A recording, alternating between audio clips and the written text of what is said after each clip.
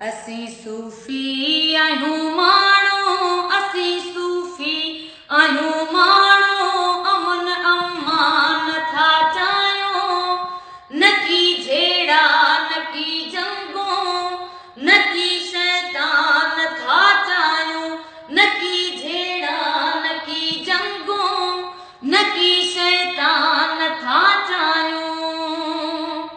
असीं सूफ़ी आहियूं आहियूं माण्हू, अमन अमान था चाहियूं, न की झेड़ा न की जंगूं, न की शैतान था चाहियूं, न की झेड़ा न की जंगूं, न की शैतान था चाहियूं। असांजो दीन ऐं मज़हब आहे इंसान सां मोहबत, असांजो दीन ऐं मज़हब आहे इंसान सां मोहबत। असीं सचल जहिड़ो सूफ़ी, असीं सचल जहिड़ो सूफ़ी, सचो इंसान था चाहियूं, न की झेड़ा न की जंगूं, न की शैतान था चाहियूं, न की झेड़ा न की जंगूं, न की शैतान था चाहियूं। न की हिंदू न की मोमिन, न की आज़ाद मुंहिंजी का,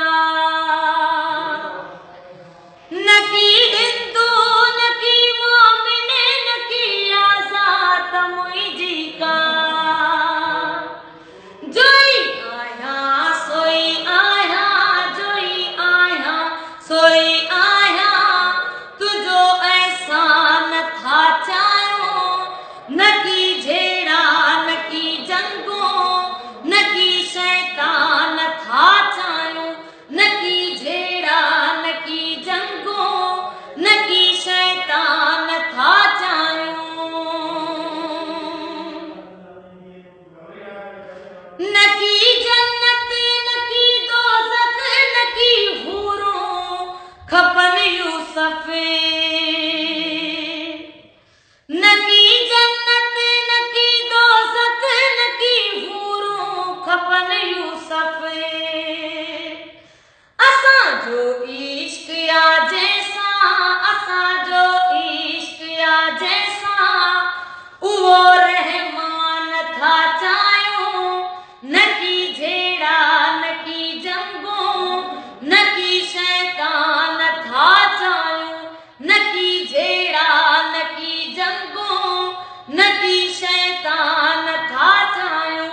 असीं सूफ़ी आहियूं माण्हू, असीं सूफ़ी आहियूं माण्हू, अमन अमान था चाहियूं, न की झेड़ा न की जंगूं, न की शैतान था चाहियूं, न की झेड़ा न की जंगूं, न की शैतान था